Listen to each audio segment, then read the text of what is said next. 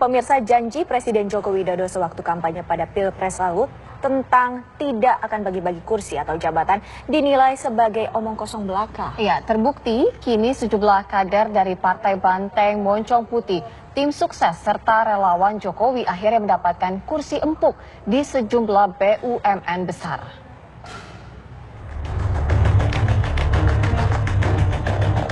Janji-janji Joko Widodo saat kampanye Pilpres 2014 lalu kini satu persatu mulai diragukan kebenarannya. Koalisi tanpa syarat yang menjadi senjata ampuh Jokowi saat itu kini benar-benar tidak terbukti alias omong kosong belaka. Tidak hanya menteri, beberapa posisi penting terbukti diberikan kepada orang-orang yang tergabung dalam koalisi partai pendukung, bahkan para relawan Jokowi JK. Pekan ini, lagi-lagi orang-orang Jokowi kembali mendapatkan kursi empuk di jajaran komisaris perusahaan plat merah atau BUMN. Dalam rapat BUMN pemegang saham di 3 bank besar milik pemerintah, terdapat 3 orang kader Partai Demokrasi Indonesia Perjuangan atau PDIP yang naik menjadi komisaris. Sekretaris Kabinet Andi Wijayanto menegaskan Presiden Joko Widodo menempatkan orang-orangnya ke BUMN sesuai dengan kompetensi di bidangnya masing-masing.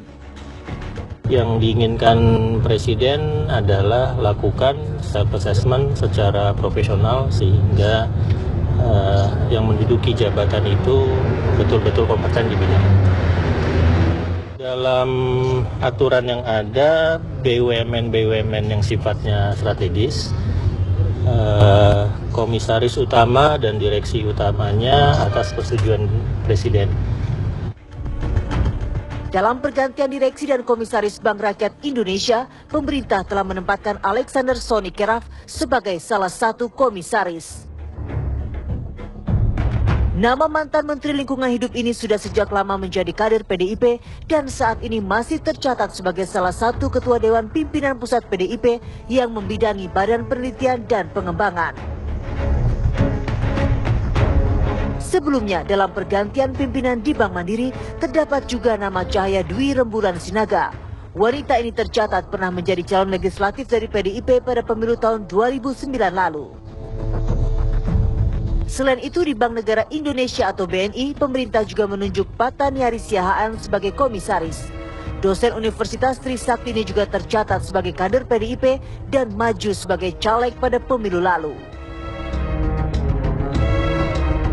Menko Perekonomian Sofyan Jalil mengaku masuknya orang partai ke dalam direksi BUMN adalah hal biasa dan sudah terjadi sejak dulu.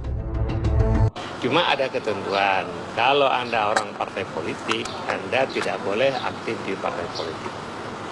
Kalau Anda anggota DPR, tidak boleh menjadi komisaris. Tapi kalau Anda mantan anggota DPR, mantan anggota partai politik, itu dibenarkan dan tidak ada masalah. Dan itu terjadi dari dulu, ya kan? Dari dulu waktu saya Menteri BUMN. Selain kader partai politik, sejumlah tim relawan dan pendukung Presiden Joko Widodo juga ketiban rejeki. Pengamat tata negara yang juga staf khusus bidang hukum Menseknek Refli Harun diangkat sebagai komisaris utama PT Jasa Marga. Selama proses Pilpres lalu, Refli tergolong sebagai pendukung Presiden Joko Widodo. Meski tidak memiliki latar belakang bisnis, Menteri BUMN Rini Sumarno mengaku Jasa Marga justru sedang membutuhkan keahlian Refli Harun. Untuk menjadi komisaris utama, komisaris adalah pengawas, jadi dapat bisa nggak dari backgroundnya, dari pengalamannya, bisa nggak orang ini untuk menjadi pengawas untuk perusahaan tersebut. Karena itu kita menganggap orang seperti Pak Refli dapat membantu. Selama ini pemilihan komisaris di BUMN memang belum memiliki standar yang baku dan sering mengundang kontroversi. Tidak heran jika jabatan ini sering dianggap sebagai hadiah bagi para pendukung pemerintah. Dari Jakarta, tim TV One mengabarkan.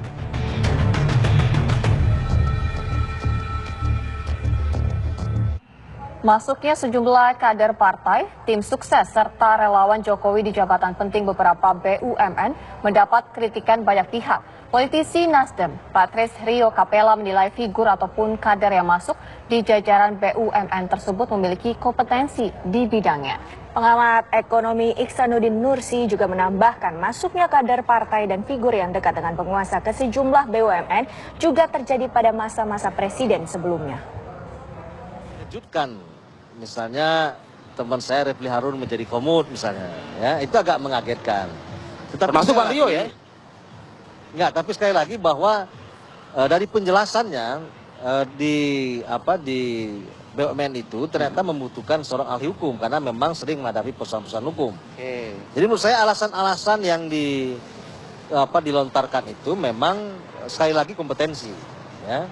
Jadi membutuhkan ahli hukum. Nah kemudian ahli hukum itu ada pada Refli Harun, ya tentu dia yang diminta.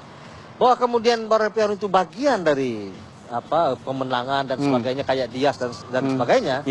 Ya tentu itulah pilihan-pilihan saja. Ketika misalnya ada satu kompetensi yang sama, tapi mungkin punya kedekatan emosional dan visinya sama dengan pemerintahan sekarang, ya kecenderungannya bisa saja dipakai yang visinya sama dengan hari ini. Kenapa tidak nama lain sih Bang? Pertanyaan masyarakat kan gitu. Kenapa nggak nama lain sih? Ya, kalau tolong misalnya, deh hindari dengan yang namanya kooptasi tadi, dengan tidak ada makan siang gratis. Misalnya gitu. kalau ditanya kenapa nggak nama lain, emang kenapa dengan nama ini? Kan itu soalnya. Emang ada apa? Kan nggak ada masalah juga. Ya? Kecuali memang misalnya tidak punya kompetensi apa-apa, mungkin wajar. Baik. Bang Nursi, semakin mengentalkan pernyataan Anda di awal tadi, yang dua hal tadi berarti ya Bang ya? Saya mau cerita mundur ke belakang. Di era Soeharto, hal yang sama juga terjadi. Di era Soeharto sudah terjadi. Hal yang sama juga terjadi. Di era SBY, bahkan ketika SBY teriak-teriak, menterinya teriak-teriak, kami akan menerapkan good governance dalam rekrutmen direksi dan komisaris. Yang pada kenyataannya? Kami akan melakukan seleksi lewat tim penyeleksi akhir yang namanya TPA. Saya bilang, saya orang pertama menyatakan, omdok lu, gitu. Omdok itu omong doang. Gitu. Nah, sekarang kalau kita lihat hari ini kayak gitu, kan cuma lanjutin aja, biasa-biasa aja. Jadi, Jajaran komisaris di sejumlah BUMN mulai berganti. Sejumlah tokoh dari kalangan politik masuk dan menggantikan posisi penting di perusahaan tersebut. Ya, lalu siapa saja mereka? Berikut kabarnya untuk Anda.